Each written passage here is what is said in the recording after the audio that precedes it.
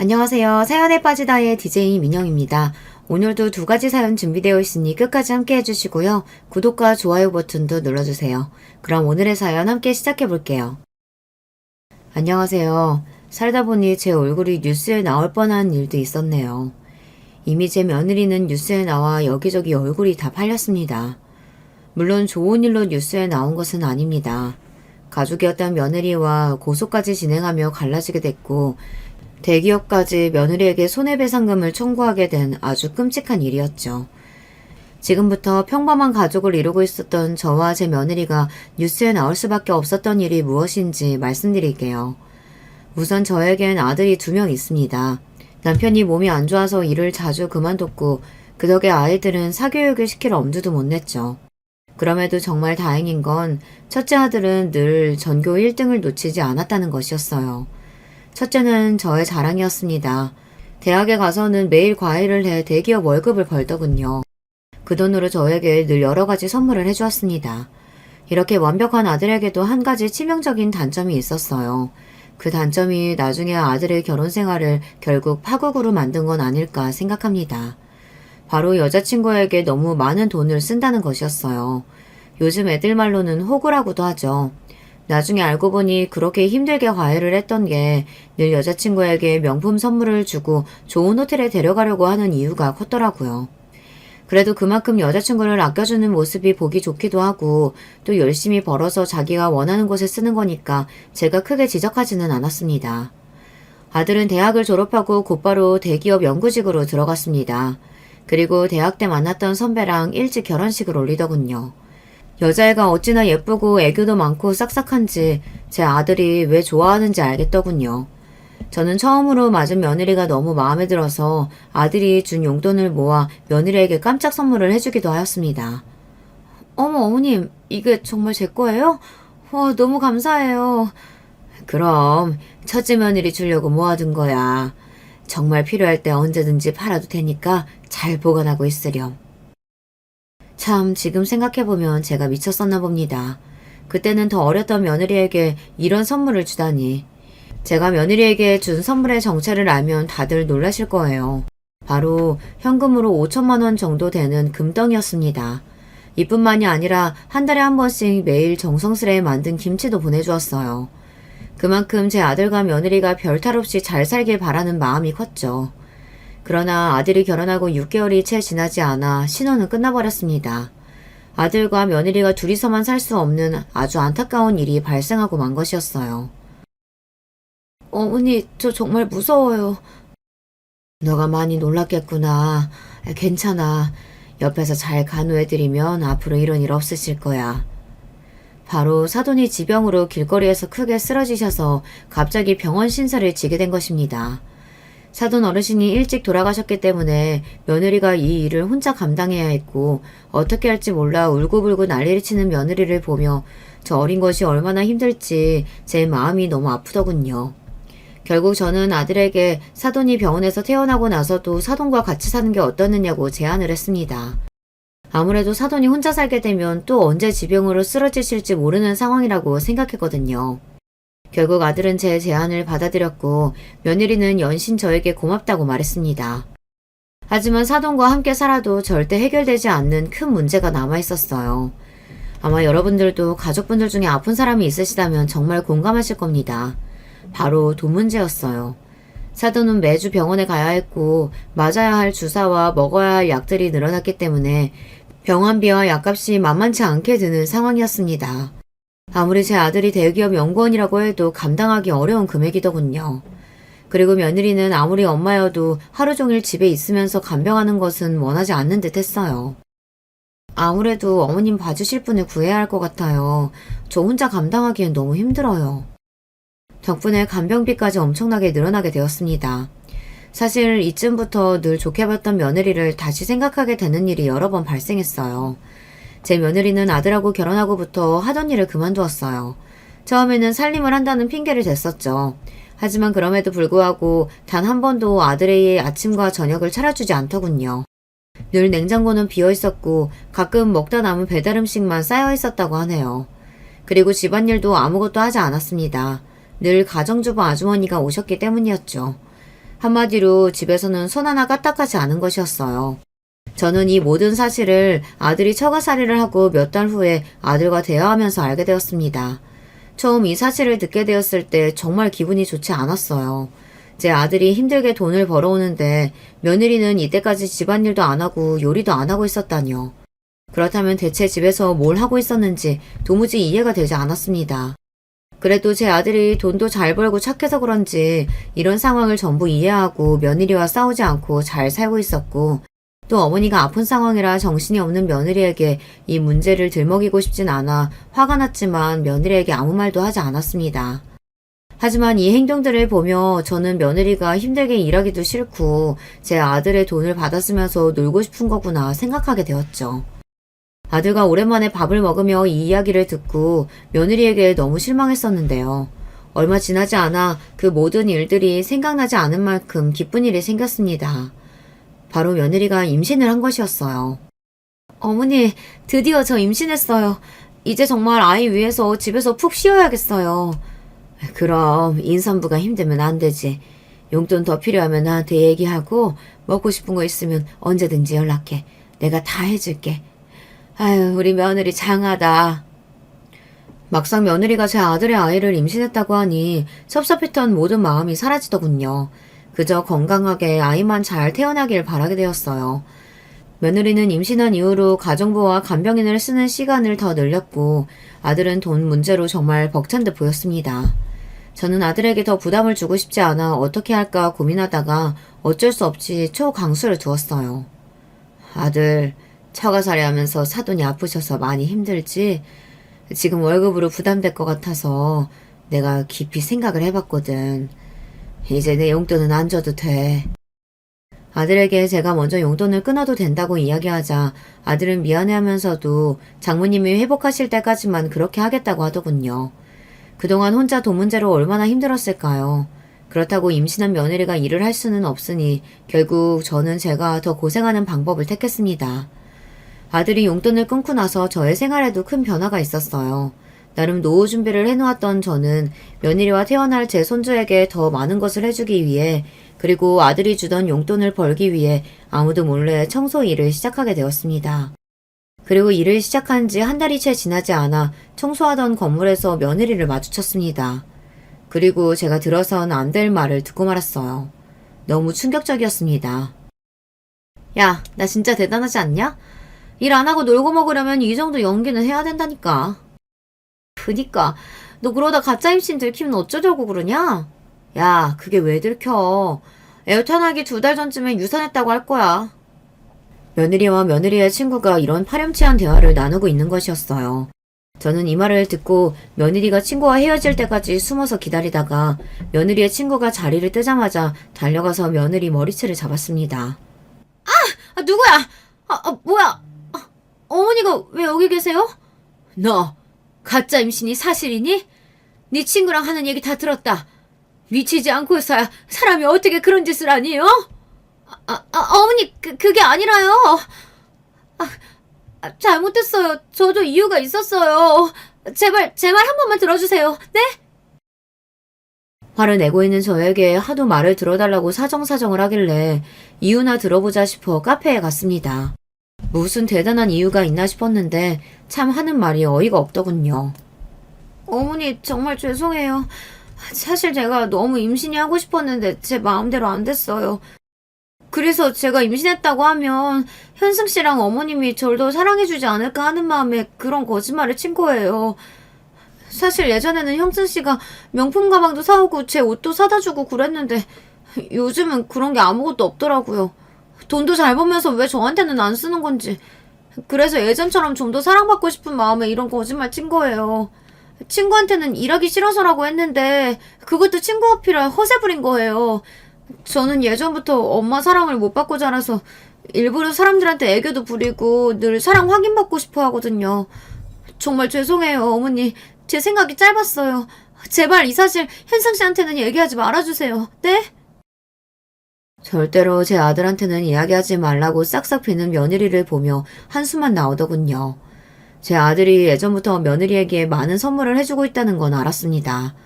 하지만 지금은 상황이 다르잖아요. 사돈이 아픈 것 때문에 돈을 굉장히 많이 쓰고 그래서 여유가 없어서 선물을 못 해주는 것일 텐데 그걸 자기를 예전보다 사랑하지 않아서라고 생각하다뇨.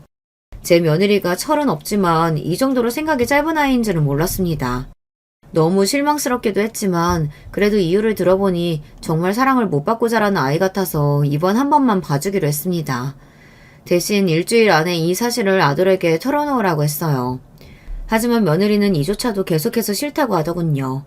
결국 언제 말할지를 놓고 며느리와 저는 엄청 크게 다투게 되었습니다. 말이 안 통한다는 생각이 들어 제가 일주일 안에 이 사실을 말하지 않으면 제가 직접 아들에게 모든 것을 말할 것이라고 하자 그제서야 며느리가 알겠다고 하더군요. 이 일 이후로 저와 며느리의 사위는 여러분도 예상하셨겠지만 껄끄러운 관계가 됐어요. 저도 며느리한테 너무 실망해서 다시 예전과 같은 다정한 사이로는 절대 돌아갈 수 없다고 생각했습니다. 며칠 후 아들이 전화와서 아이가 유산되었다고 미안하다고 하더군요. 정말 아들을 위해 모든 걸 말해야 할까 생각했지만 그래도 아들의 결혼 생활을 깨고 싶지 않아 꾹 참았습니다. 이후 며느리는 빈정이 상했는지 저에게 먼저 연락 한 번이 없더군요. 저도 따로 연락을 하지 않았고요.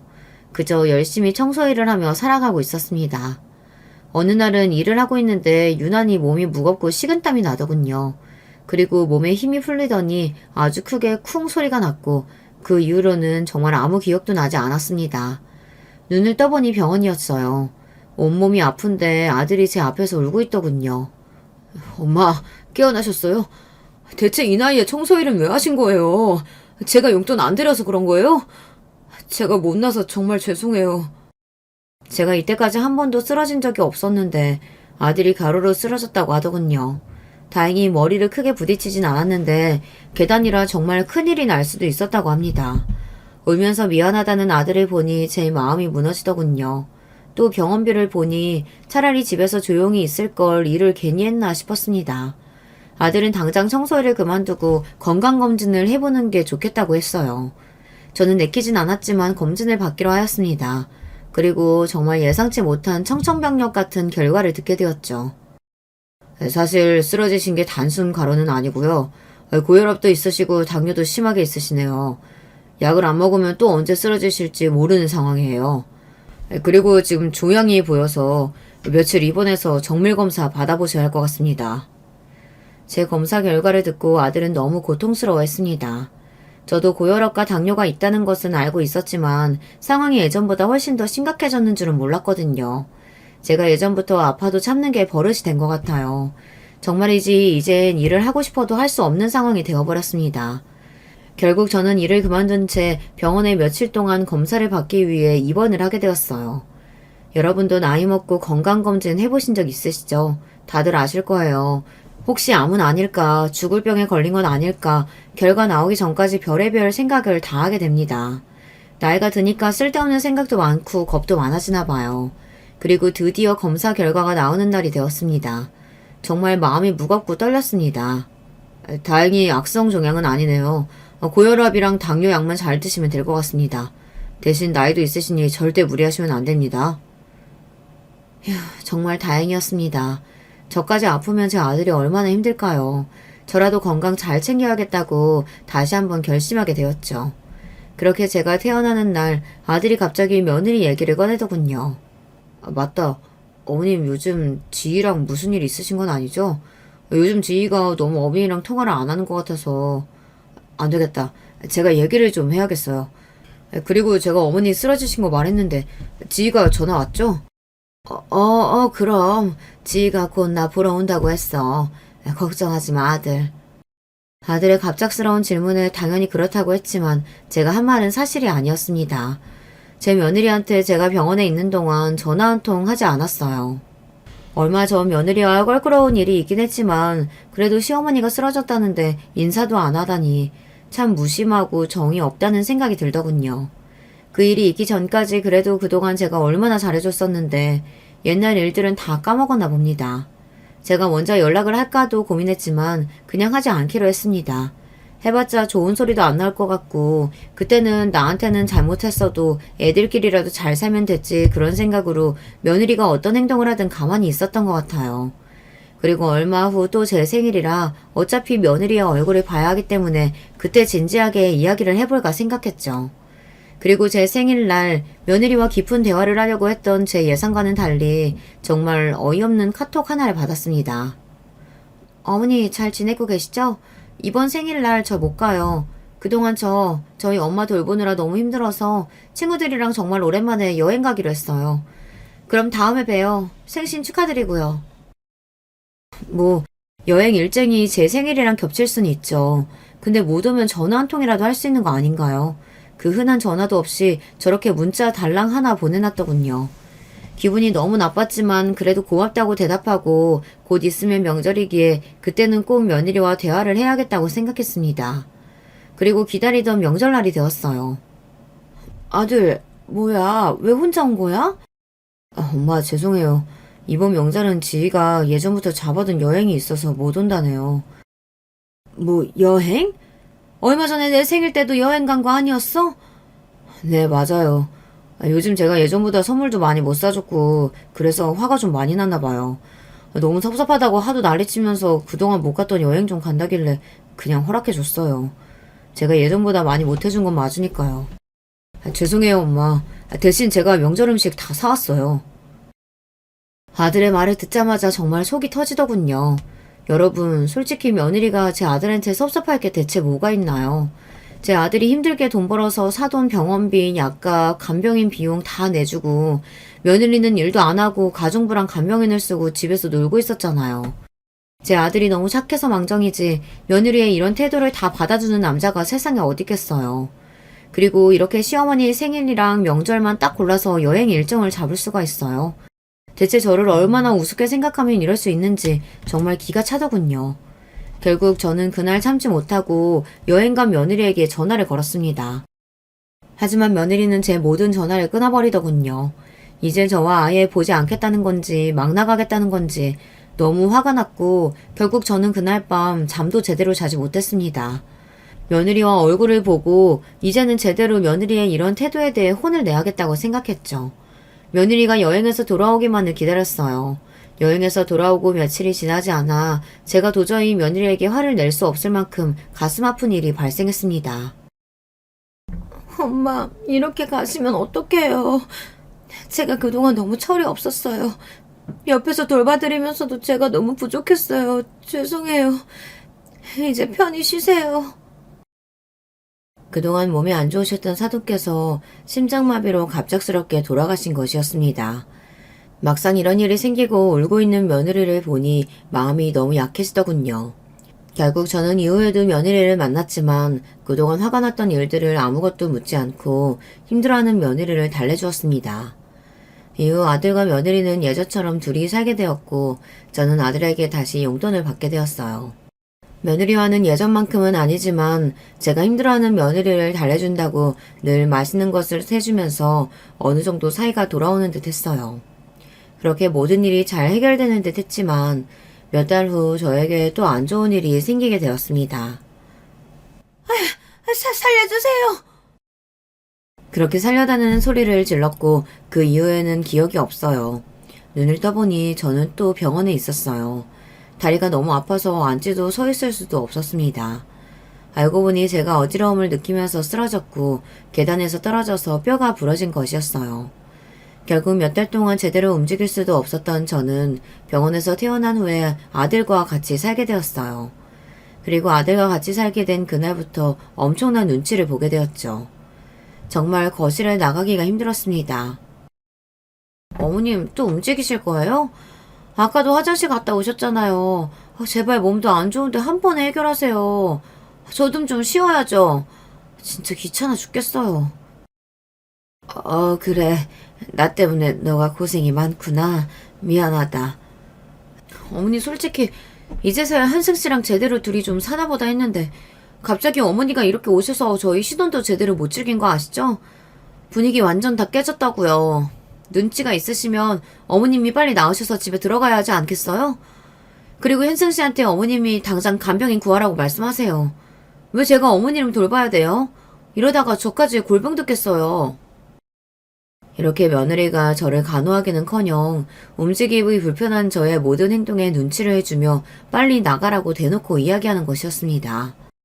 사실 그동안 며느리와 다툰 일, 그리고 며느리가 저를 무시하는 듯한 행동들도 너무 스트레스 받았는데 이렇게 직접적으로 말로 눈치를 주니 정말 참기가 힘들고 비참하더군요. 결국 저는 아들에게 간병인을 붙여달라고 이야기했고 아들 집에 사는 동안 방에서 쥐죽은 듯이 살았습니다. 그리고 며느리와 같이 살면서 알게 된 건데 참 피곤한 성향을 가졌더군요. 며느리는 제가 생각한 것 이상으로 게으르고 소리에 예민했습니다. 제가 친구랑 전화하는 것도 늘 시끄럽다고 눈치를 해주고 정말 밥도 하지 않고 집도 치우지 않고 하루 종일 누워만 있다가 딱 쇼핑할 때만 밖에 나가는 게으른 어른이었어요. 아들 집에 계속 살라고 해도 제가 도저히 그 꼴을 못 보겠어서 못 살겠더군요. 결국 저는 몸이 회복하자마자 아들 집에서 나갔고 이후 며느리는 저에게 전화 한 통이 없었습니다. 너무 연락이 오지 않아 제가 전화를 하고 연락을 해도 늘 답장하지 않고 저와 연락하기 싫은 티를 팍팍 내더군요.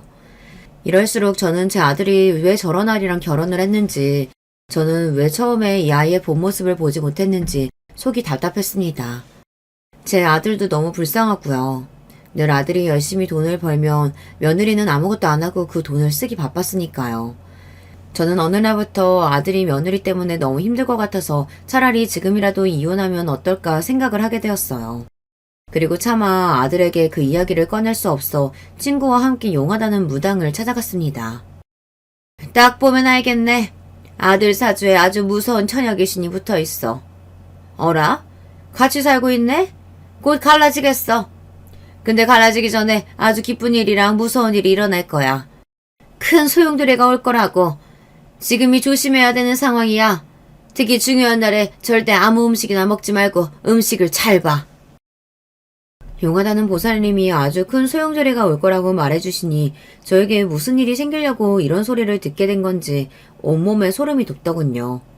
사실 저에게 안 좋은 일은 늘 며느리밖에 없었기 때문에 더 안 좋은 일이 일어날 바에는 며느리와 연락을 자주 안 하는 게 낫겠다 싶었습니다. 그나마 다행인 건 아들과 며느리가 갈라선다고 말해주신 것이었어요. 사실 음식을 조심하라는 말은 뭐 크게 예상되는 일은 없었기 때문에 조심해서 나쁠 건 없겠지 정도로만 생각했어요. 한 가지 너무 찝찝하고 걱정되는 건 아들 사주에 무서운 처녀 귀신이 붙어있다는 보살님의 말씀이었어요. 며느리가 철이 없긴 하지만 무서운 아이는 아니었기 때문에 별 일은 없지 않을까, 그 처녀 귀신이 며느리는 아니지 않을까 생각했습니다. 보살님께서 아주 기쁜 일도 일어난다고 했는데 그건 정말 감이 잡히지 않더군요.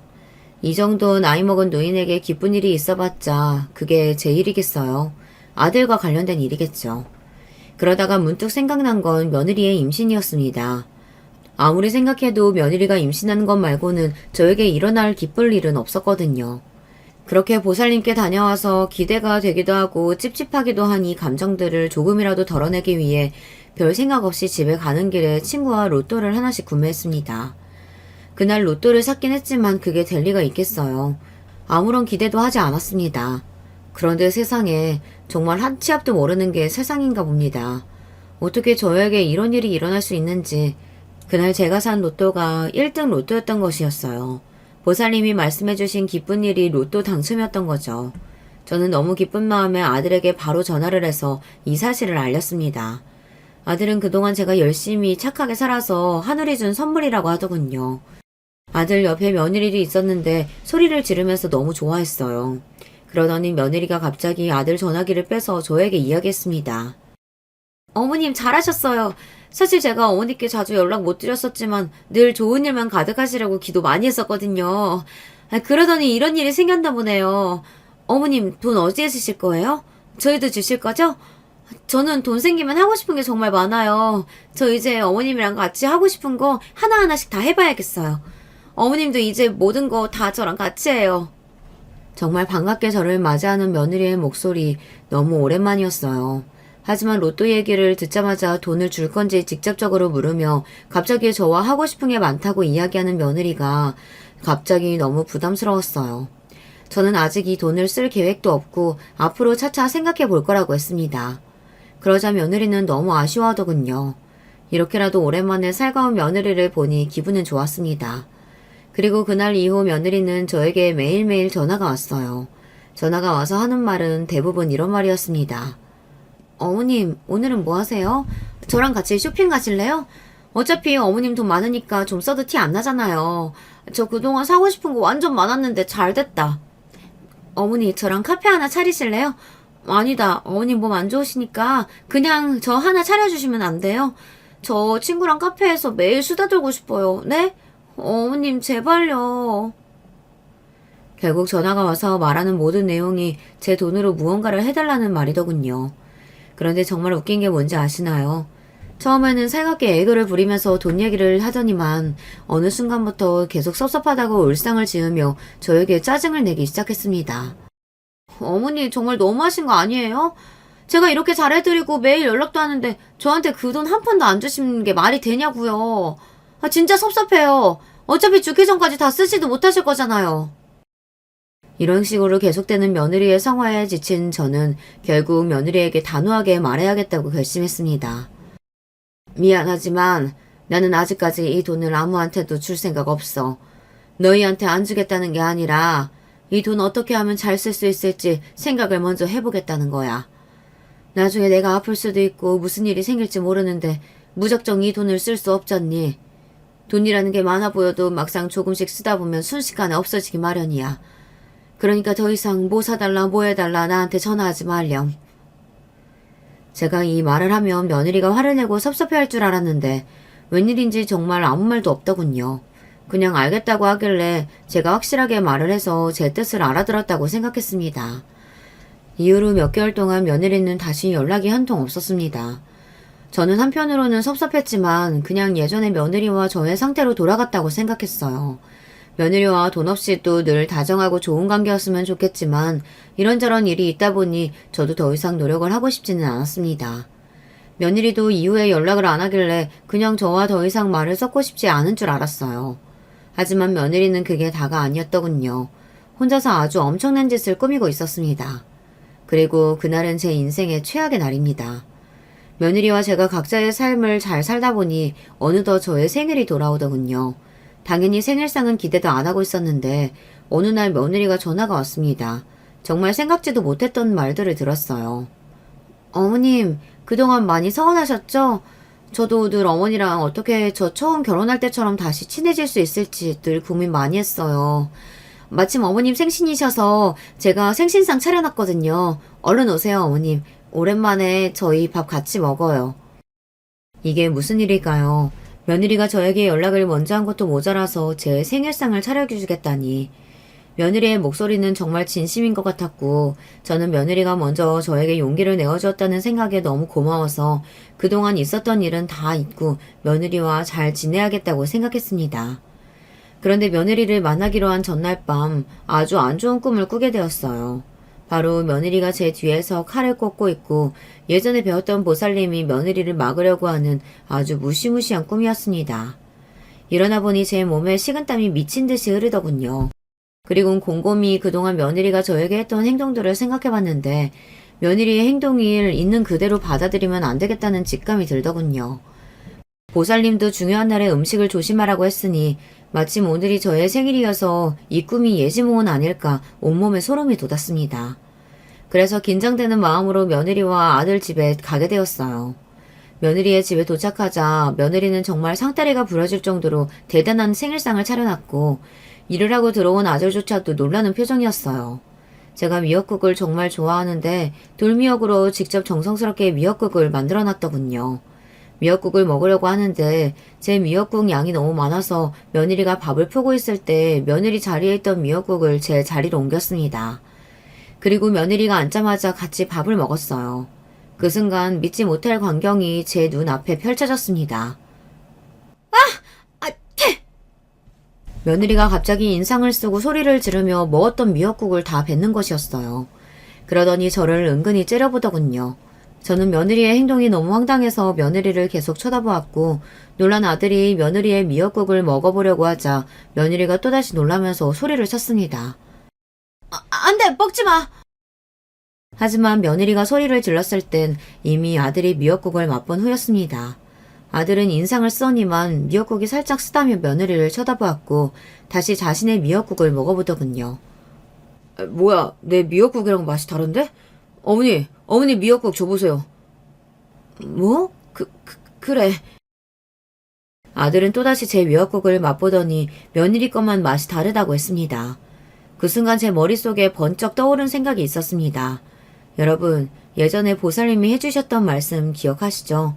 중요한 날 음식을 조심하라고 하셨던 그 말씀과 어제 제 꿈이 떠오르면서 설마 며느리가 제 미역국에만 이상한 걸 넣은 건 아닌지 의심이 들더군요.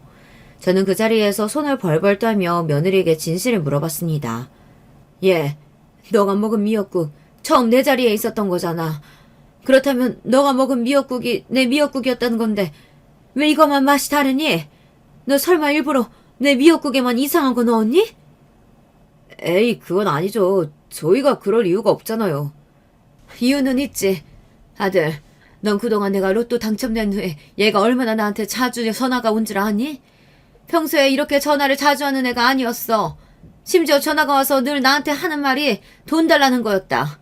내가 계속해서 안 된다니까 내 병이 더 악화되게끔 이상한 걸 넣었을 수도 있잖아. 뭐? 지야, 네가 얘기해봐. 어머니가 하시는 말씀이 진짜야?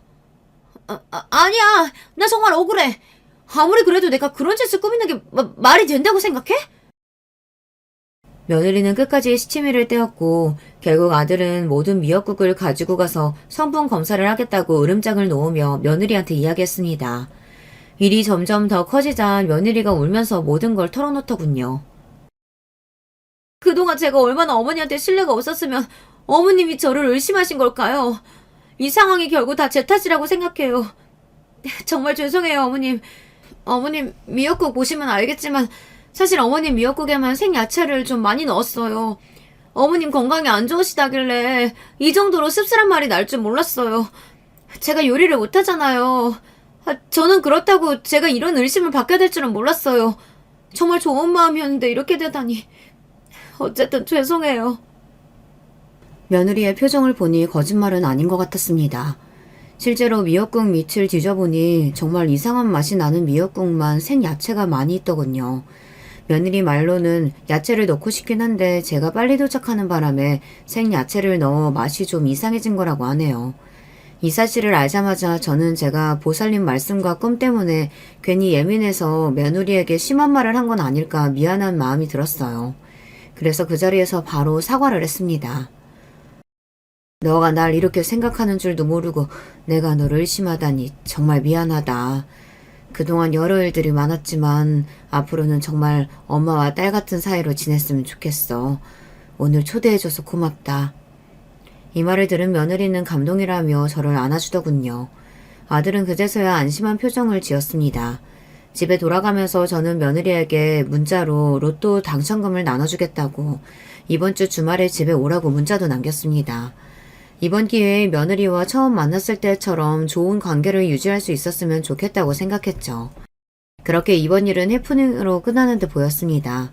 하지만 더 경악스러운 일이 저를 기다리고 있었죠. 며칠 후 저에게 정체 모를 택배가 하나 오더군요. 이게 뭔가 싶어 뜯어보니 유명한 영양제였습니다. 누가 보냈는지 이름도 없었어요.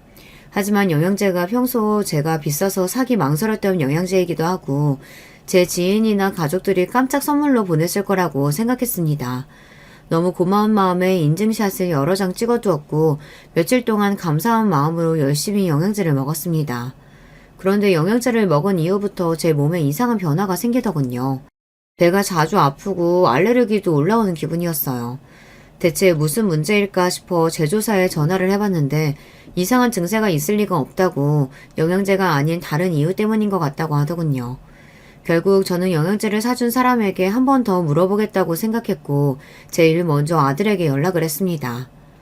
아들, 이 영양제 사진 봐봐. 너가 보낸 거 맞지? 나 생각해서 이렇게 깜짝 선물 보내는 건 정말 너밖에 없어. 근데 이 영양제 나랑 좀 안 맞는 것 같아. 배도 아프고 알레르기도 올라오고 좀 이상하네. 어머니, 이거 제가 보낸 거 아니에요. 그리고 지금 제가 사진 봤는데 처음 왔을 때부터 이렇게 온 거 맞죠? 뭔가 이상한데요? 뚜껑을 뜯은 흔적이 있는 것 같거든요. 원래 영양제 새거 오면 이렇게 뚜껑이 뜯어질 수가 없는데. 그 순간 정말 온몸에 소름이 돋았습니다. 아들 말을 듣고 보니 너무 찝찝하더군요.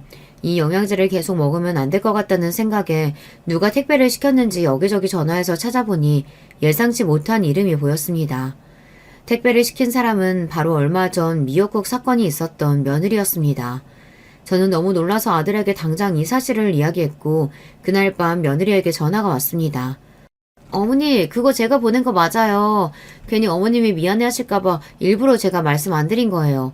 그 영양제가 좀 독해서 어머니랑 안 맞을 수도 있는데 처음이라 그렇지 계속 먹으면 아마 건강도 더 좋아지실 거예요. 저 믿고 걱정 마시고 계속 드세요. 며느리가 보냈다는 걸 알게 된 후 마음이 좀 놓이더군요. 포장은 사실 제가 뜯고 나서 사진을 찍은 건지 잘 기억이 안 나기도 해서 크게 의심하지 않았습니다. 그보다는 제가 그동안 너무 영양제도 안 챙겨 먹고 비싼 걸 안 먹어서 몸이 적응을 못하는 건 아닌가 생각했죠. 그렇게 며느리 말을 믿고 또 열심히 영양제를 챙겨 먹었습니다. 하지만 그럴수록 알레르기는 더 심해졌고 제 몸도 더 안 좋아졌어요. 그러다 보니 이 영양제의 성분이랑 처음 왔던 포장 상태가 계속 신경이 쓰이더군요. 저는 결국 아들에게 이 사실을 한 번 더 이야기했고 아들은 영양제 만든 곳에 제가 처음에 찍은 사진을 보여주며 이런 부작용이 생기고 있다고 건의했습니다. 그러자 영양제를 파는 회사에서 아주 긴 답변이 왔는데 상상도 못한 답변이었습니다. 안녕하세요. 처음 왔을 때 사진 보내주셨는데 저희는 절대 이렇게 보내지 않습니다. 누가 일부러 뜯은 것 같은 느낌이네요. 실제로 저희 제품 먹고 그런 부작용을 느끼시는 분은 거의 없어요. 혹시 모르니까 영양제 다시 보내주시면 저희가 만든 영양제가 맞는지 성분 확인해 보겠습니다.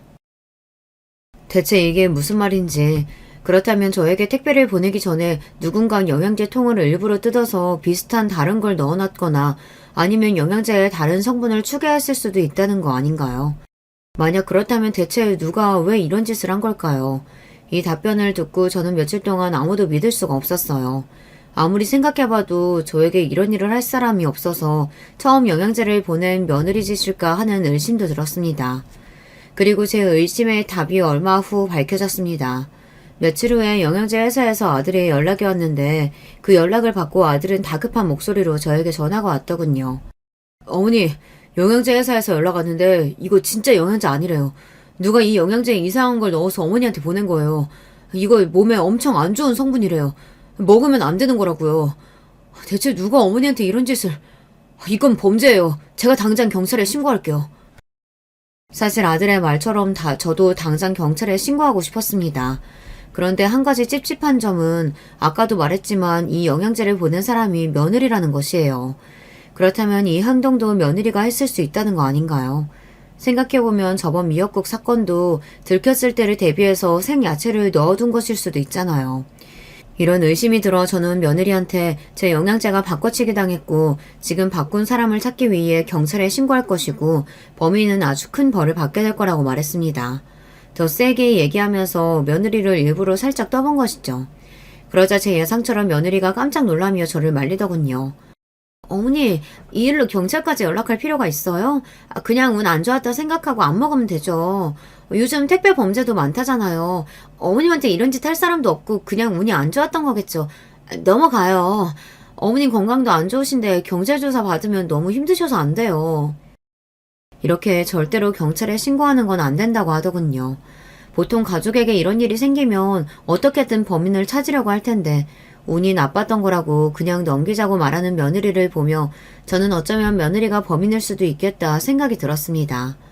이 사실을 아들에게만 몰래 이야기했고 아들은 경찰에 신고를 하며 며느리가 범인으로 의심된다는 이야기도 함께 전했습니다. 그리고 얼마 지나지 않아 드디어 범인이 밝혀졌습니다. 며느리가 아니었어요. 하지만 범인은 제가 어디서 본 익숙한 얼굴이었죠.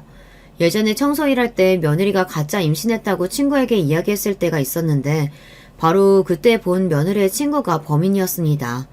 이 사실을 알자마자 깜짝 놀라서 경찰서에 달려갔는데 이미 며느리가 와 있더군요. 그리고 경찰서에 가는 도중에 공원에서 며느리의 소리가 들리길래 들어봤더니 참 대화가 가관이었습니다. 야, 너 진짜 돌머리냐? 너가 절대 안 들킨다며. 그래서 돈도 챙겨줬잖아. 야, 니네 시어머니가 눈치가 빠른 걸 어떡하라고. 아, 그러게 네가 평소에 신뢰가 좀 있었으면 이런 의심도 안 받았을 거 아니야. 몰라. 이제 나 어떡하냐고. 너 무조건 너 혼자 있다고 해. 절대 내가 시켰다고 얘기하지 마. 아니면 나 진짜 망해. 바보같이 제가 듣고 있는 줄도 모르고 친구랑 이런저런 대화를 하고 있더군요. 곧바로 달려온 제 아들은 며느리를 보자마자 화를 참지 못하고 며느리의 뺨을 때렸습니다. 그리곤 한마디 했죠. 너 진짜 생각이 있긴 하냐? 그렇게 내 돈으로 네 갖고 싶은 명품 사고 하고 싶은 거 다 하고 놀고 먹고 살았으면 우리 엄마한테는 잘했어야지. 몸에 안 좋은 성분 넣은 영양제 우리 엄마한테 보내는 게 말이 되냐고. 어? 네가 그러고도 사람이야? 왜 날 때려? 이거 내가 한 짓 아니고 얘가 한 거야. 나도 친구지만 얘가 이럴 줄은 몰랐다고. 이렇게 말하면서 친구를 보고 어떻게든 수습하라고 눈치를 주더군요. 야, 빨리 내 남편한테 제대로 얘기해. 이거 너 혼자 한 짓 맞잖아. 진짜요? 이거 제 아내가 시킨 거 아닌 거 확실해요? 저한텐 정말 중요한 일이고 돈은 제가 얼마든지 드릴 테니까 이번엔 사실대로 말씀하세요. 그러자 며느리의 친구는 고민하는 표정을 하더니 이내 폭탄 발언을 해버렸습니다. 야, 꼴 좋다.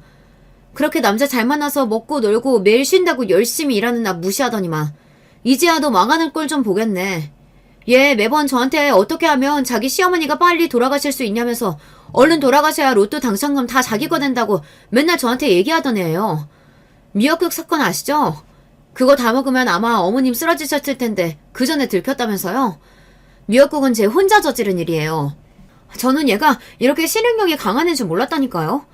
영양제도 하도 부탁을 하길래 같이 도와줬어요. 막상 어머님 얼굴 보니까 좀 미안하네요. 며느리 친구가 한 말을 들은 제 아들은 다리에 힘이 풀려 그 자리에서 주저앉고 말았습니다. 정말 인간의 탈을 쓴 악마를 보는 것 같았어요. 며느리는 끝까지 시치미를 떼며 제 아들을 설득하려고 하더군요.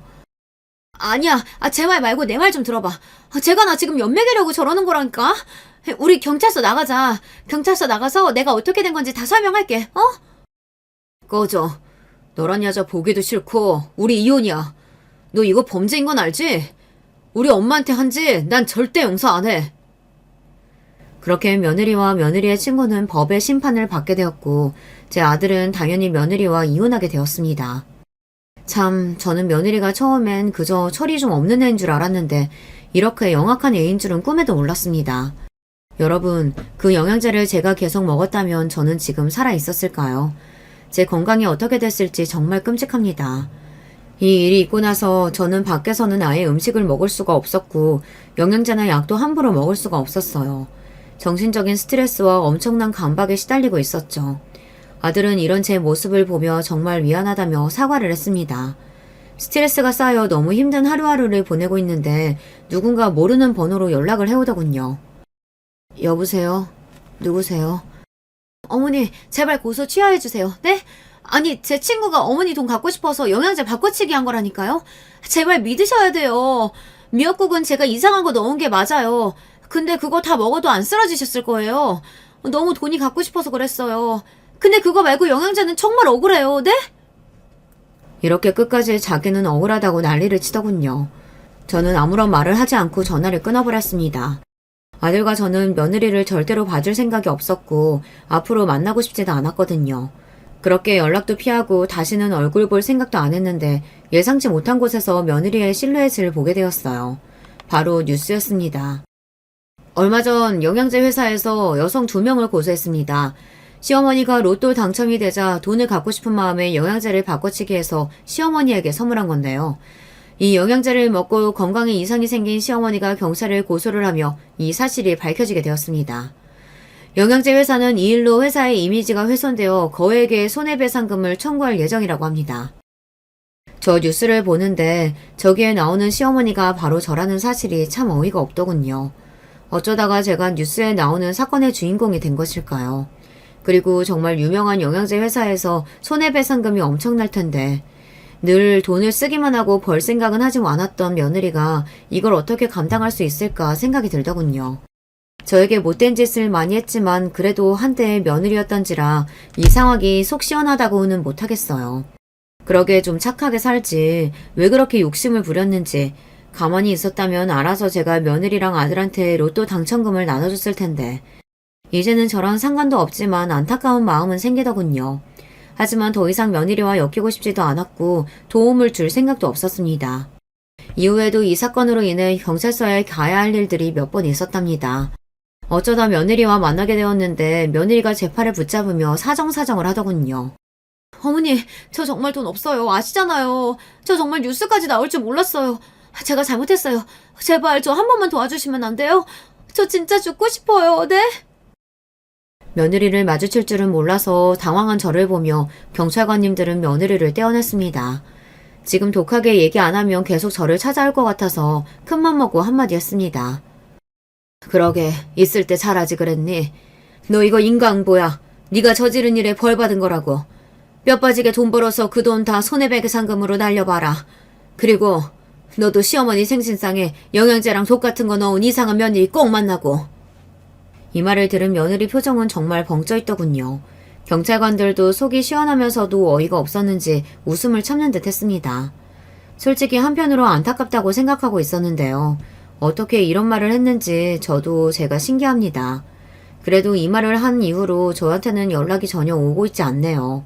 하지만 아들한테 물어보니 아들에게는 계속 돈을 빌려달라고 아직까지 연락이 오고 있답니다.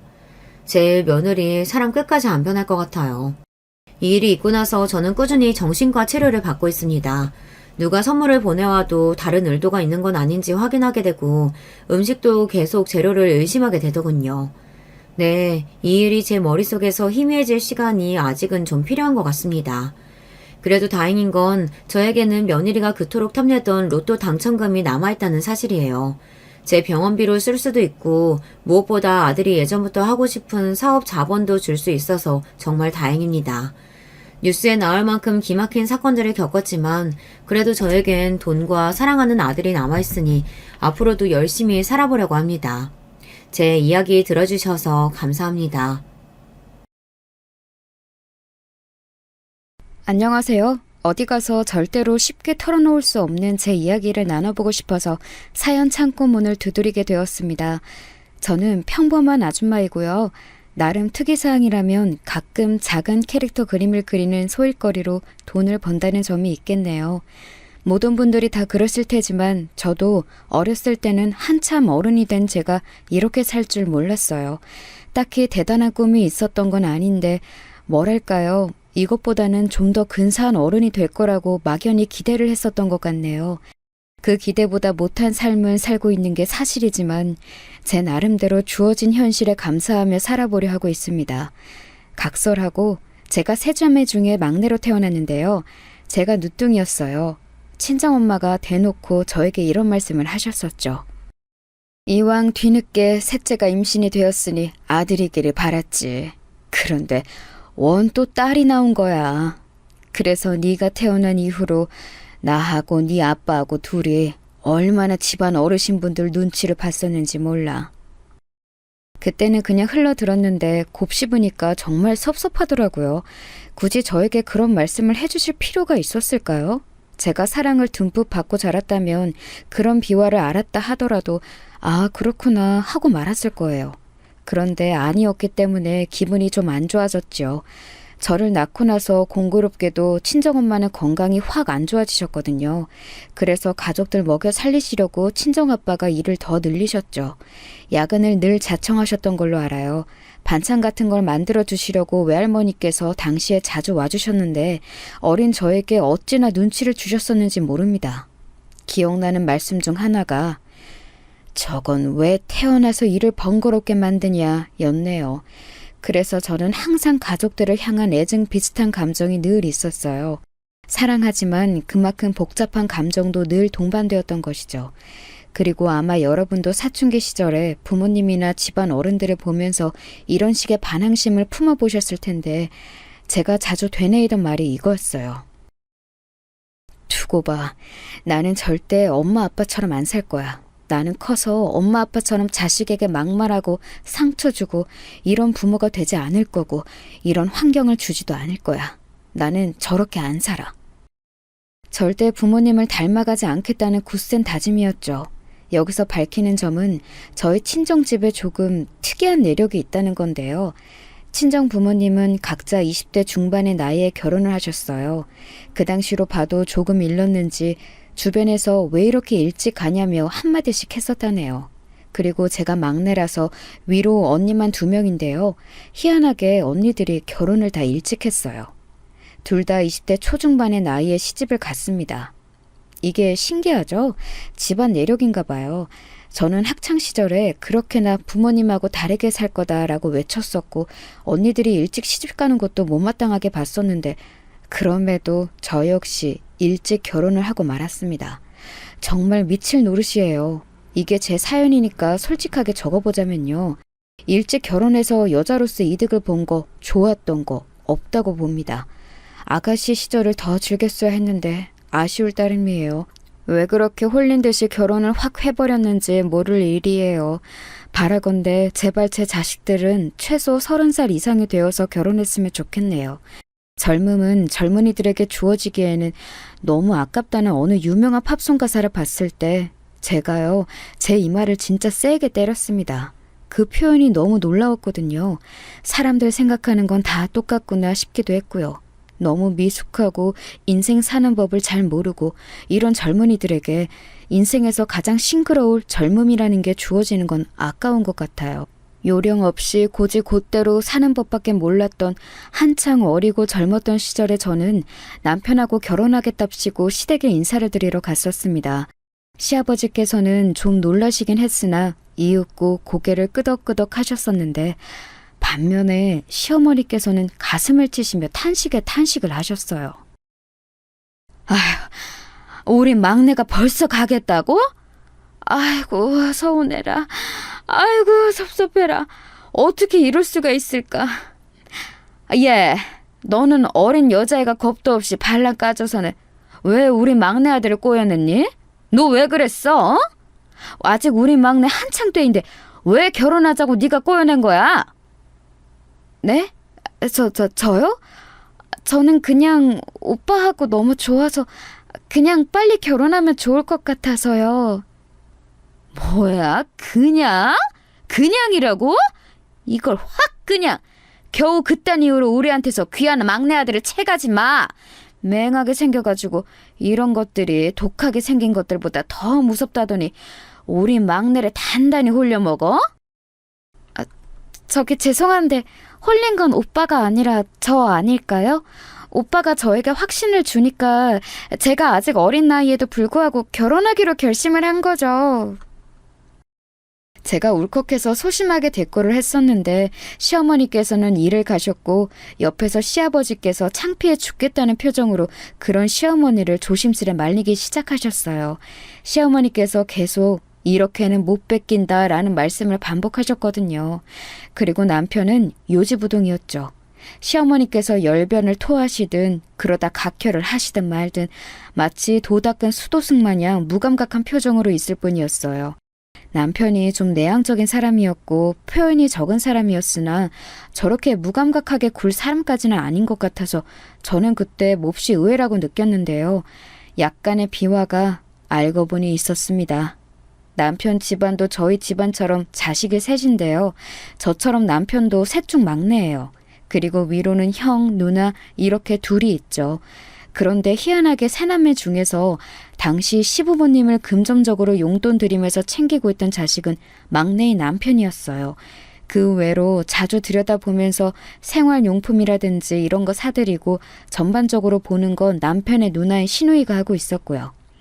그러니까 시부모님으로서는 당신들을 열심히 봉양해야 할 막내 아들이 일찍 장가를 든다니까 챙김을 못 받으실까봐 그게 염려되셨던 겁니다. 시부모님 2분이 경제활동이 어려우셨냐고요? 아니요. 집안끼리 또 공통점이 있는데 그건 시부모님 역시 일찍 결혼하신 분들이라는 거예요. 그래서 당시에 2분은 고작 50대 초반이셨습니다. 그런데 뭔 용돈을 자식이 꼬박꼬박 챙겨드려야 한단 건가요? 사지도 멀쩡하셨던걸요. 50대면 남녀 불문 한창 일을 할 나이잖아요. 60대는 되어야 경제활동에서 물러나는 게 자연스러운 풍경이고요. 그래서 어이가 없었습니다. 그리고 남편이라고 해서 뭐 혼자 희생하고 그런 게 좋았겠나요? 아니었죠. 시댁은 절대 경제적으로 풍족한 집안이 아니었고요. 유복하게 산 적이 한 번도 없었다고 남편이 그러더군요. 일찍 결혼해서 자식들 낳으셨으면 그만큼 열심히 버셔야 하는데 시부모님의 사상이 참 특이하게 느껴졌네요. 남편도 일찍 결혼했지만 시누이도 일찍 결혼을 했습니다. 마치 일찍 결혼하는 건 집안의 내력이라는 걸 뒷받침하던 말이에요. 오히려 결혼 정년기를 맞이하도록 장가를 안 들고 있었던 남편의 형인 아주버님께서 집안 내력에 비춰봤을 때는 특이한 분이셨습니다. 듣자 하니 공부를 하시느라 그렇게 늦으셨다고 해요. 대학원까지 나오셨거든요. 그런데 시댁이 잘 사는 것도 아니고 시부모님께서는 일찍이 경제활동에서 물러나셨는데 대학원까지 다니는 돈은 어디서 났냐고요? 시누이가 부잣집에 시집을 가서 그랬을까요? 아니죠. 아니었어요. 남편이 그 돈도 다 댔던 겁니다. 자기형 뒷바라지를 했던 것이죠.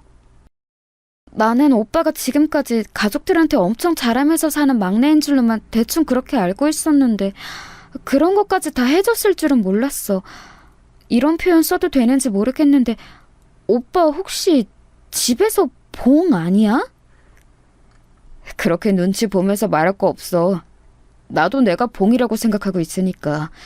전에는 이런 식으로 생각 안 했었는데 작년부터 아예 아버지하고 엄마하고 두 분 다 일을 전혀 안 하시는 채로 집에만 눌러 앉아 계시고 나한테만 손 벌리시려고 들고 형이랑 누나보다는 나를 너무 만만하게 보시고 자꾸 이렇게 되니까 사람 마음이라는 게 내가 우리 집에서는 봉이구나 이런 생각이 딱 들더라. 오빠, 우리 결혼하고 나면 우리끼리 똘똘 뭉쳐서 잘 살아보자. 그간 오빠가 가족들 잘 챙기는 거 언뜻 보고 들어서 내가 잘 알고 있는데 결혼하고 나면 내가 오빠 대신해서 아버님 어머님도 잘 챙겨드리고 그러면서 우리 밥그릇은 알아서 딱딱 챙기고 이렇게 살도록 열심히 노력해볼게. 말만 들어도 힘이 난다. 역시 너를 만나서 결혼하기로 한 건 내 인생에서 가장 잘한 일이었어. 내가 진짜 앞으로 다른 건 몰라도 한눈 안 팔고 너 하나만 보면서 살게. 내가 이건 진짜 약속한다.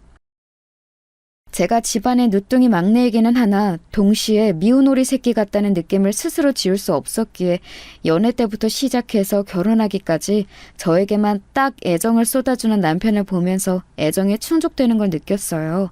이런 충족감에 홀려서 제가 이른 나이에 결혼을 안 하겠다는 스스로의 옛 다짐도 저버린 채 결혼을 해버렸던 것이지요. 하여간 남편이 당신들을 뒷전으로 밀어버리고 자기 가정에만 최선을 다할까봐 시부모님께서는 그게 영 못마땅하셨던 건가 봅니다. 특히나 시어머니께서요. 주장하시기로는 아직 한참 꾸미고 관리하고 그런 욕심이 많을 나이인데 막내 아들이 장가를 가버리겠다 해서 무척 섭섭하다고 하셨죠. 그게 무슨 말씀이셨겠어요. 넉넉하지 않은 형편에도 남편 하나 봉으로 잡아서 유유자적하게 나름 지내시는 재미에 푹 빠지셨는데 이제 그건 못하게 되실 것 같으니까 안타까워서 환장하겠다는 의미였지요. 남편이나 저나 흔들리지 않고 결혼을 향해 나아갔고 저희 가족들은 좀 당황하기는 했어도 우직하고 성실한 인상의 남편이 믿음직스럽다면서 흔쾌히 허락을 해주었습니다. 시부모님이 관건이었는데 마지막까지 시어머니께서는 저를 이런 식으로 회유하려고 드셨었죠. 너무 그렇게 일찍 결혼하는 것도 주변에는 천박하게 볼 수가 있어. 애가 들어선 것도 아닌데 굳이 이렇게 서두를 필요가 있겠니? 조금 더 신중하게 생각하면서 만나다가 내 후년쯤에 시골리면 좋겠구나. 더 이상 대화가 안 통할 것 같아서 저는 다른 수를 썼습니다. 시댁에 남편 말고도 이미 한 사람 더 있었잖아요. 일찍 결혼한 사람 바로 시누이였죠. 제가 시어머니의 말씀을 남편에게 전했고 남편은 그걸 또 자기 누나에게 전했습니다. 엄마! 일찍 결혼하는 게 천박한 거라고 주변에서 다 욕하는 거라고 그런 식으로 제욕하셨다면서요? 내가 언제? 너 결혼해서 잘 살고 있는데 내가 왜 너를 보고 그런 말을 하겠어? 그건 너한테 한 게 아니라 네 동생한테 한 거야. 그게 그거죠. 저라는 예시가 있는데 굳이 그런 말씀을 하신 그 저희가 뭐겠냐고요. 제가 못마땅하셨던 거죠? 참나. 저번에는 남들은 돈 잘 버는 사위, 대기업 다니는 사위 봐서 떵떵거리며 산다는데 이런 타령을 내도록 저 들으라고 하시더니 정말 너무하시네요. 엄마가 저한테 재산을 물려줬어요? 아니면 공부 잘하는 머리를 물려줬어요? 하다못해 외모라도 예쁘게 낳아줬어요? 아무것도 안 해줬으면서 왜 이렇게 바라는 것만 많으세요? 제발 드라마 좀 그만 보시고 현실을 사세요. 왜 자꾸 부잣집 사모님 흉내내는 망상에 빠져서 사시냐고요. 애들 키우느라 요즘 가뜩이나 피곤해 죽겠는데 엄마까지. 짜증나. 부잣집 사모님 흉내내는 망상? 아니 너 어떻게 네 엄마인 나에게 그런 망발을 짓거릴 수가 있어? 아이고 내가 인생 헛살았다. 자식 농사를 잘못 지었어. 모녀가 불같이 싸웠는데 거의 시누이가 일방적으로 쏟아내는 격이었습니다. 저는 위로 언니가 둘 있었기 때문에 시누이 같은 유형을 잘 알았어요. 헌신적이고 가족이가 강하지만 다혈질적인 면모가 있고 눈이 돌면 배는 게 없는 성격이었습니다. 가만히 두면 조용하지만 잘못 건드리면 폭발하는 폭탄이었죠. 남편이 연애할 때 항상 그랬어요. 누나가 잘해줄 때 잘해야 한다고 말입니다. 타격을 입으신 시어머니께서는 허락이고 뭐고 그냥 저희 부부의 결혼을 홀라당 진행시켜 버리셨습니다. 간략히 이뤄진 상견례에서도 정말 별 말씀 안 하셨고요. 결혼하고 나서도 계속 그러셨어요. 며느리는 만만해도 딸은 그럴 수 없으셨을 테니 시누이의 폭발이 시어머니께서는 자꾸 속에 걸리셨던 모양입니다. 그리고 저는 가슴을 쓸어내렸죠. 무탈하고 평화로운 결혼 생활을 꿈꿨습니다. 매일 가계부 쓰면서 조금씩이나마 돈 모으는 재미를 느껴가면서 미래를 그리며 그렇게 알콩달콩 지냈어요. 저나 남편이나 소박한 일상에서 보람을 느끼는 사람들이었기에 서로 잘 맞았던 것 같아요. 그리고 제가 임신을 하게 되었고 예쁜 딸아이를 세상과 만나게 해주었습니다. 그때부터 남편이 좀 변화하기 시작했어요. 좋게 말해서 차분하고 나쁘게 보자면 살짝 속옷적인 성격에다가 지나치게 안정지향적이었는데 아이가 태어나고 나니까 돈 욕심도 부리고 투자 공부도 시작하더라고요. 그러면서 생각지도 못한 충돌 아닌 충돌이 생기게 되었습니다. 저와 남편 사이에서요? 아니요, 저와 시어머니 사이에서요. 네가 우리 막내한테 입김 넣었지? 시부모 용돈 줄였으면 싶어서 네가 수작 부린 거지? 저요? 제가요? 아닌데요. 저는 전혀 모르는 일이에요. 애기 아빠하고 제가 얘기를 해볼게요. 그런데 어머님, 애기 아빠가 돈 계산을 요즘 들어 악착같이 하고 있는 사람이긴 하지만 두 분께 드리는 그 용돈 액수를 막 줄이고 그럴 사람은 아닌 것 같은데요. 뭔가 오해가 있으신 거 아닐까요? 이체가 잘못됐을 수도 있고요. 너 나 약 올리니? 내가 이미 당연히 우리 막내한테 물어봤지. 이거 돈 맞게 들어온 거 맞냐고. 그랬더니 30만 원이 아니라 20만 원 드린 거 맞다고 딱 잘라서 말하더라. 그건 우리 막내가 할 법한 언행이 아니야. 네가 중간에서 간약한 요술을 부는 게 틀림없더만. 간약한 요술이라니 그 무슨... 좀 당황스럽네요. 어머님, 근데 방금 20만 원이라고 하셨어요? 어? 원래 저희가 매달 20만 원 드리는 거 아니었어요? 여태까지 쭉 그래왔는데요. 혹시 30만 원을 받아오셨던 건가요? 얘가 뭔 소리람? 당연히 30만 원씩 받아왔지. 아휴, 니네 결혼하기 전에는 기본 50만 원씩 거뜬히 받았었고 그 외 자잘하게 떨어지는 것들도 많았는데 사는 게 다 부질없네. 저는 지금까지 20만 원 드린 줄 알았어요. 가계부에도 그렇게 다달에 적혀 있었고요. 그렇다면 애기 아빠가 자기 용돈에서 그거 아껴서 두 분께 더 드린 거였네요. 저는 그걸 지금 어머니 덕분에 알았고요. 그때 왜 눈물이 나는지 모를 일이에요. 저에게 지금껏 그런 말을 안 한 남편에 대한 배신감? 아니면 측은지심? 지금도 정확한 이유를 모르겠네요. 속에서 울컥한 감정이 올라왔는데 전화기 너머로 시어머니께서는 그런 저를 비웃으셨습니다. 너 설마 지금 질질 짜는 거니? 왜? 10만 원에 아까워서? 기가 막히는구나. 왜 이렇게 다들 구질구질하게 살아? 아이고 꼴보기 싫어라. 10만 원 도로 올려달라고 하고 싶다가도 그런 맛이 뚝 떨어지네. 그래, 네가 이겼어. 나하고 우리 막내 모자 사이 다 갈라놓고 10원 한 장 살뜰히 모아가면서 그렇게 지내렴. 왜 이야기가 그렇게 튀는 거였는지 정말 모를 일이었어요. 논리도 없고 진짜 화가 나더라고요. 속에서 열불이 터져서 그날 애기 데리고 동네 공원 나가서 2시간은 화를 삭혔던 것 같아요. 남편하고는 이 일로 진지한 대화를 좀 나눴습니다.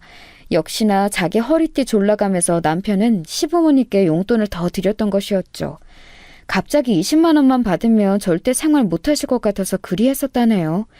시부모님께서는 그럼 그때까지 저희가 드리는 30만 원에다가 시누이네가 드리는 용돈 아마 20만 원 선이었던 걸로 알고요. 이걸 현금으로 받으셨고 공휴일 낀 달이면 어디든 저희가 그날 꼭 모시고 놀러 가거나 그렇지 못하면 돈으로 10만 원 드렸었고 생신이 있으면 또 챙겨드렸고 이마트 온라인 배송으로 매달 5만 원어치 생필품 넣어드렸고 시누이가 반찬 종류는 싹 다 조달해드렸고 이렇게 살아오셨던 거예요. 괜찮지 않나요? 두 분이서 생활하시기에는 부족함이 전혀 없었는데요. 시어머니 입장에서는 달랐나 봐요. 그게 사치, 여유 이런 것과는 거리가 먼데 용돈 10만 원까지 줄었다고 하니까 열이 받으셨던 것이죠. 저는 너무 착잡했고 남편은 속상했습니다. 이게 며느리와 아들의 차이인가 봐요. 저는 자식 부부들의 정성을 몰라주는 시어머니의 태도에 착잡했건만 남편은 달랐죠. 늘 풍족하고 여유가 넘치게 살고 싶어 하셨는데 그 마음 내가 알면서도 모른 척할 때가 많았어. 내가 그렇게 해드릴 수 없는 자식이니까. 죄송스러운 마음에 애써 그런 엄마를 모른 척 해왔던 거지. 내가 잘난 자식이었으면 엄마가 피부 관리실이나 실컷 다니시고 명품 쇼핑하시고 원하시는 그런 생활을 누리셨을 텐데. 씁쓸하다. 세상에, 속으로 그런 생각을 내심하고 살았던 거예요. 제 남편이 그날은 조금 낯설게 느껴졌네요. 제가 아이 낳고 나서 같은 애엄마끼리 시누이하고 공감대가 살짝 생겨서 따로 편하게 연락도 하고 지내게 되었는데요.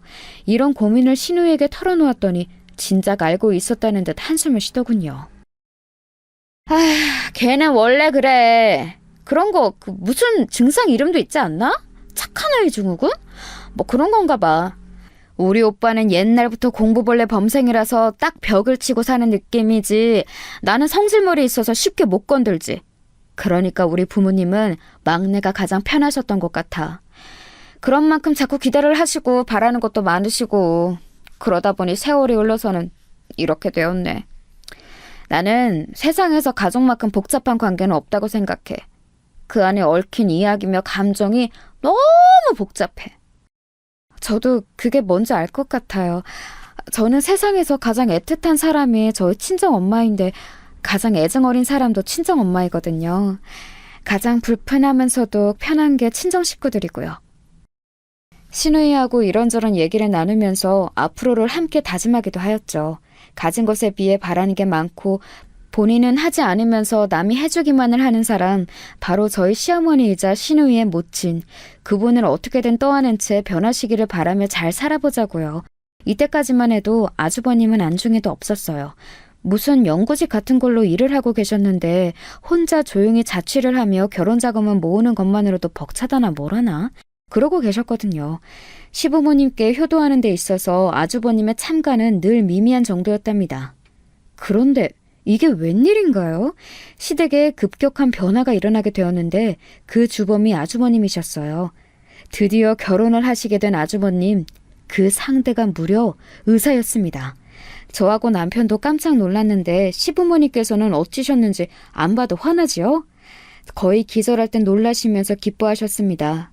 특히 시어머니께서는 감격에 눈물마저 흘리셨죠. 이게 꿈이냐 생시냐? 우리 집안의 의사 맏며느리? 천지신명이시여 열심히 착실히 성실히 산 그 보답을 지금 받게 해주시는군요. 감사합니다. 정말 감사합니다. 앞으로 착한 마음으로 살겠습니다. 세상에 이바지를 하며 살겠습니다. 시댁의 작은 베란다에서 물 떠놓고 그런 기도를 올리셨어요. 그거 보여주시려고 저를 부르셨던 것인가 싶어서 좀 당황스러웠네요. 제가 어색해서 엉거주춤 있으려니까 시아버지께서 다가오시더니 흐뭇한 얼굴로 저에게 귓속말을 하셨습니다. 저거 내가 새벽같이 산에 올라서 떠온 약수야, 약수. 산의 전기를 흠뻑 받은 물이지.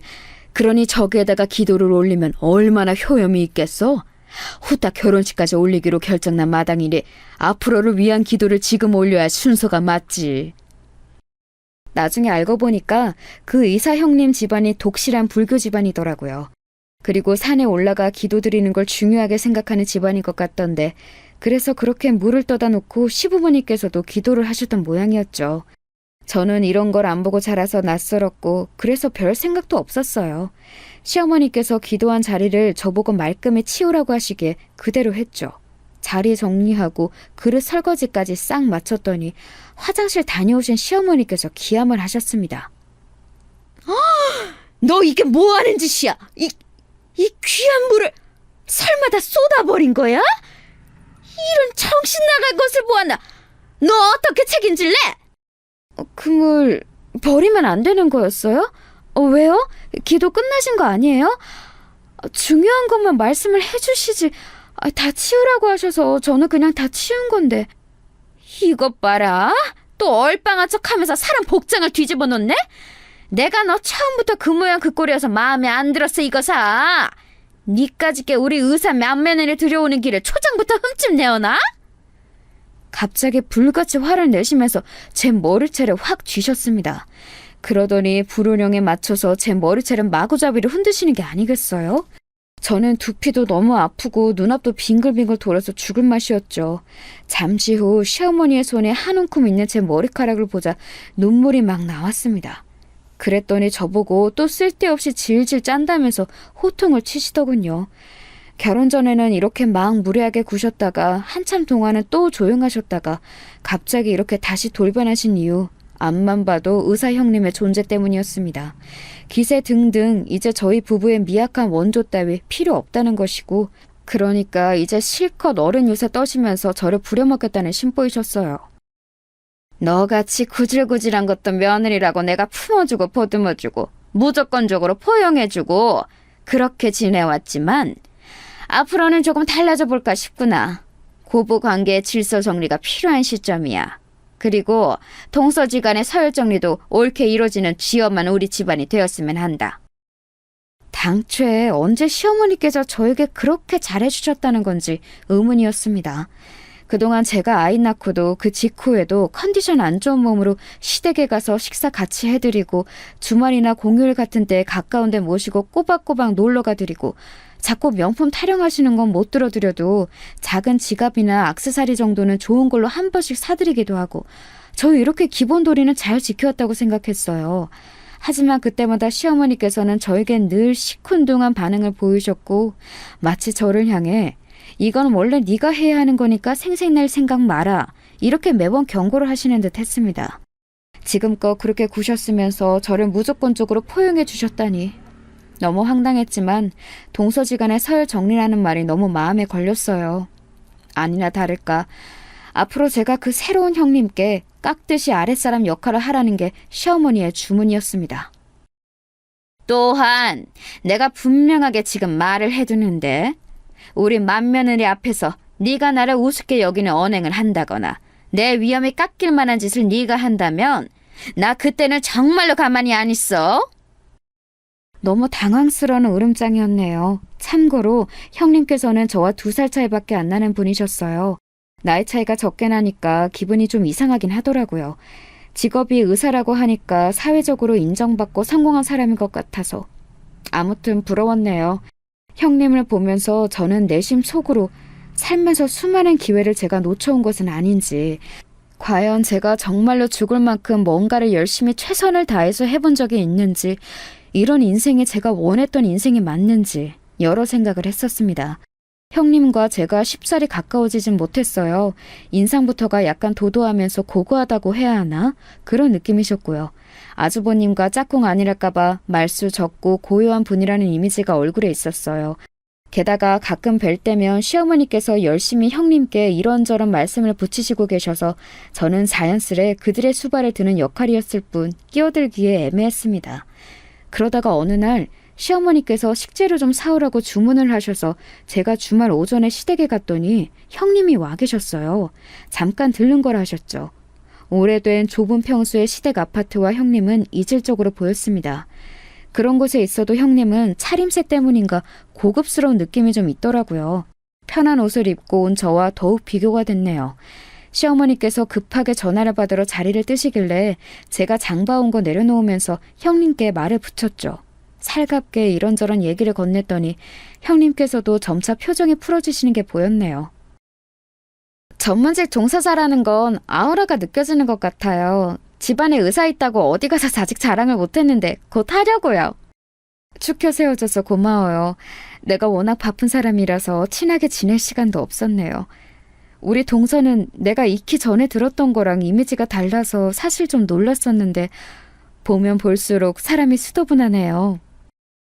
제 얘기를 들으셨어요? 아주버님은 잡담을 하실 분이 아니신 것 같은데. 그 일은 워낙 과묵해서 이런 얘기도 안 해요. 어머님께 몇 번 들었어요. 워낙 가족 얘기는 많이 하시는 분이라. 어머님은 동서가 자꾸 모자 사이를 이간질한다고 안 좋게 보시는 것 같지만 나는 남이 말하는 평판을 진지하게 받아들이는 사람까지는 아니라서요. 우리 동서, 나는 꽤 괜찮다고 봐요.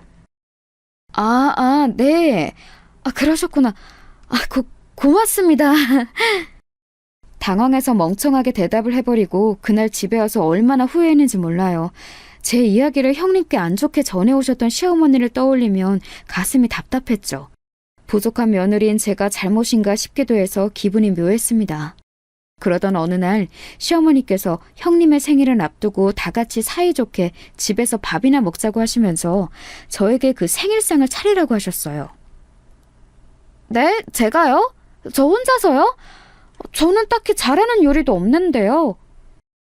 그럼 너 아니면 누가 하니? 아휴, 나는 요새 갱년기가 왔는지 음식간을 잘못 맞춰. 네가 작은 며느리로서 이런 데 점수나 따면 좀 좋겠니? 네, 알겠습니다. 그런데요, 어머님. 혹시 형님께 직접 정성스레 차린 생일상을 준비하시겠다고 이미 그렇게 말씀을 해놓으셔서 어떻게든 수습해야 할 상황인데 방법이 없으시니까 저에게 전가하시는 건 아니죠?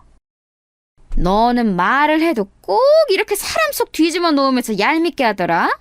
맹하게 생긴 주제에 그런 파악은 어째 그렇게 잘한대?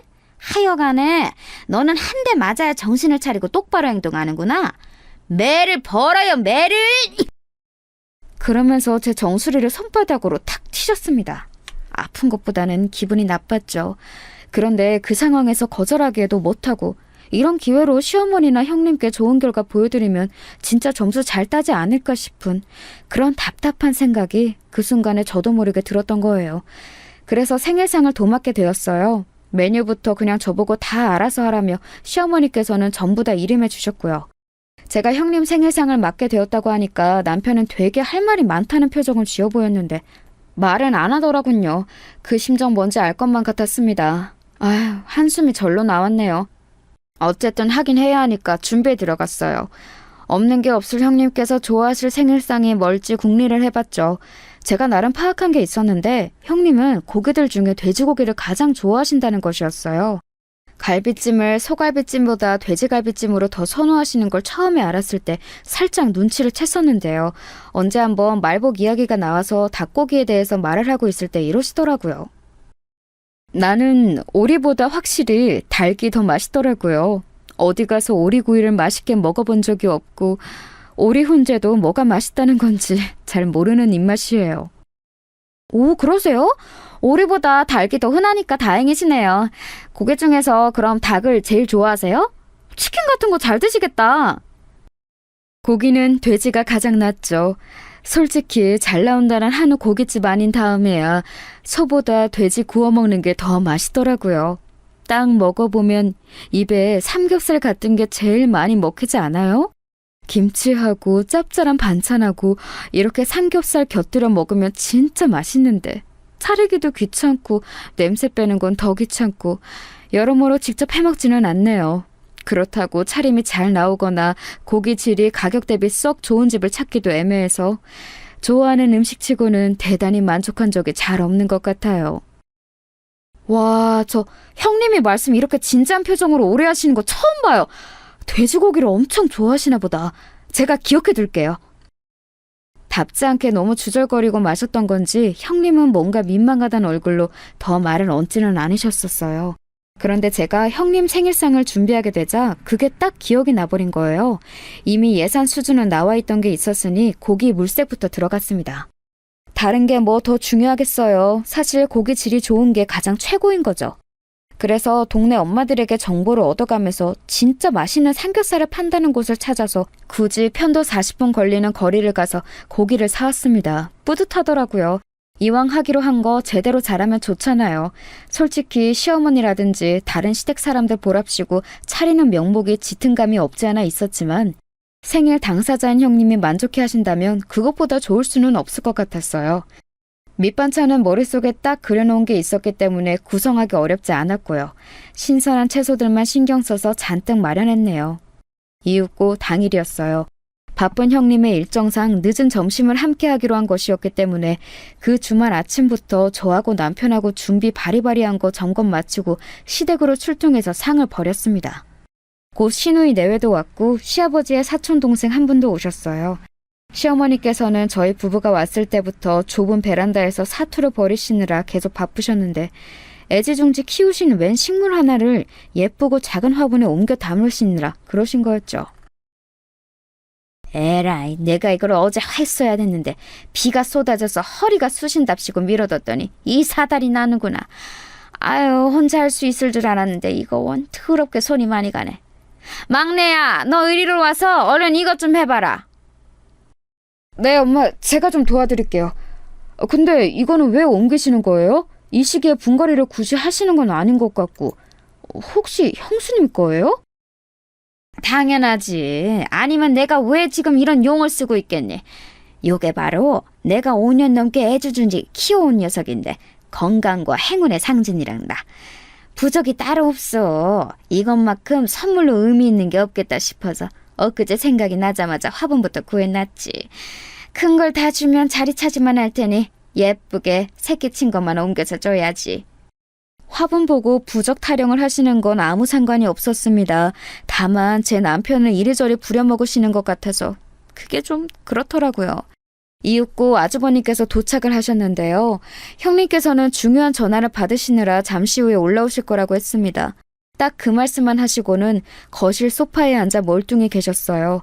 바로 보이는 베란다에서 제 남편이 뒷정리하느라 고군분투하고 있었는데 빈 말씀으로나마 뭐하냐 도와줄까 이런 말씀을 안 하고 가만히 계시더라고요. 웃긴 건 시아버지께서도 당신의 사촌동생과 함께 그 옆에 나란히 앉아 텔레비전을 트셨다는 겁니다. 그나마 시누이 내외가 거실에 상 펴고 상 닦고 그런 걸 했지요. 그런 광경을 희끗하면서 저는 고기판을 불 위에 올렸습니다.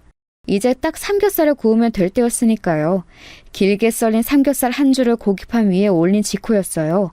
그 사이 빠르게 흙 묻은 옷까지 갈아입고 나오신 시어머니께서 부엌으로 들어오시더니 경악을 하셨습니다. 알아서 잘 하겠거니 싶어서 맡겼는데 지금 이 꼬라지는 뭐야? 갈비찜하고 해신탕 같은 거 하는 게 아니었니? 고기를 왜 굽고 자빠졌어? 게다가 삼겹살? 아니 하나도 아니고 지금 삼겹살을 굽는 거야? 에라이 정신 빠진 거사.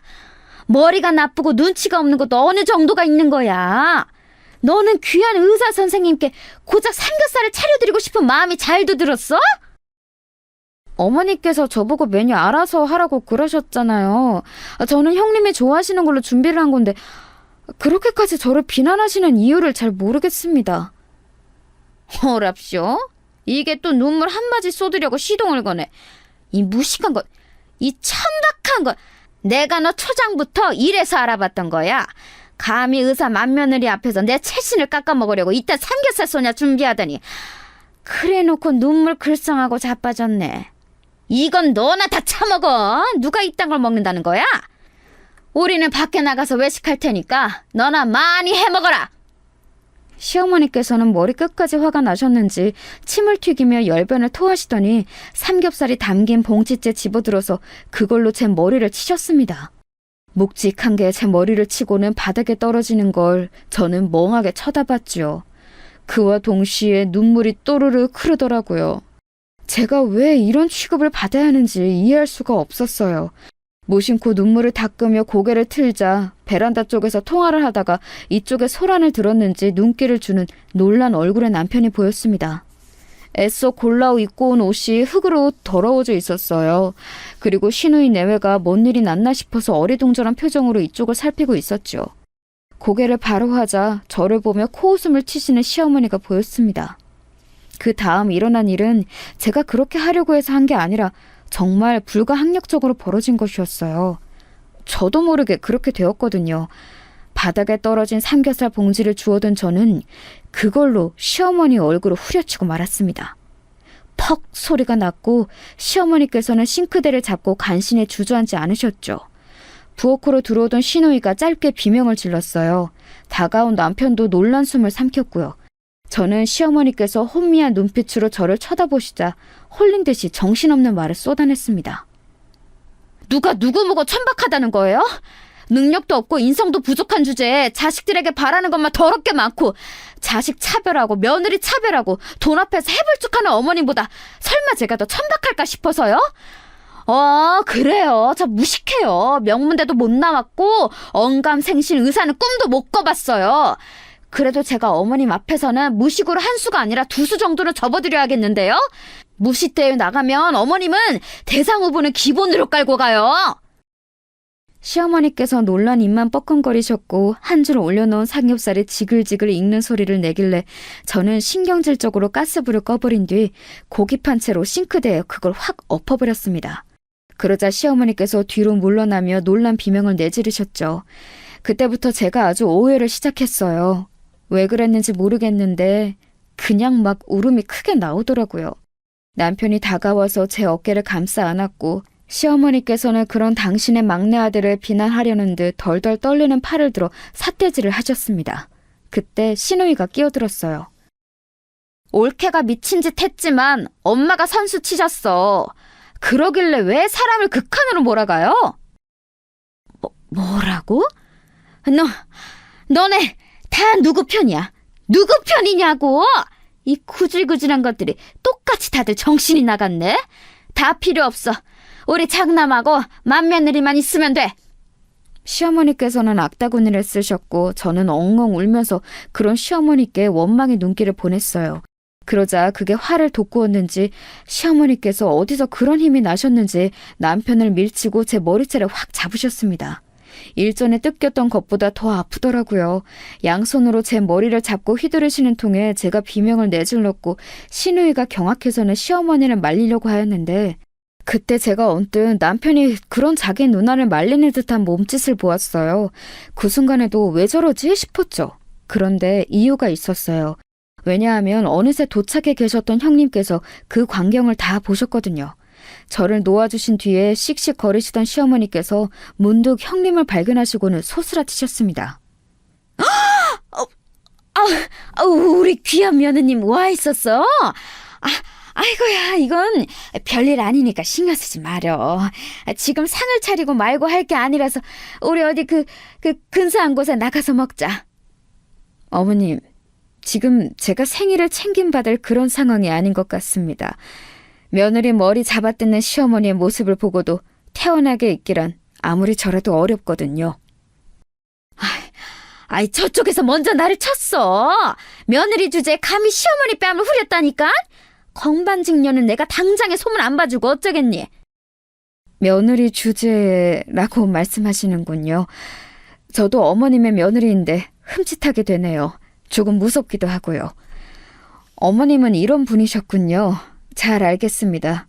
정말 죄송하지만 제가 갑자기 속이 안 좋아서 식사는 어려울 것 같아요. 오후에 일정도 있고요. 먼저 가보겠습니다.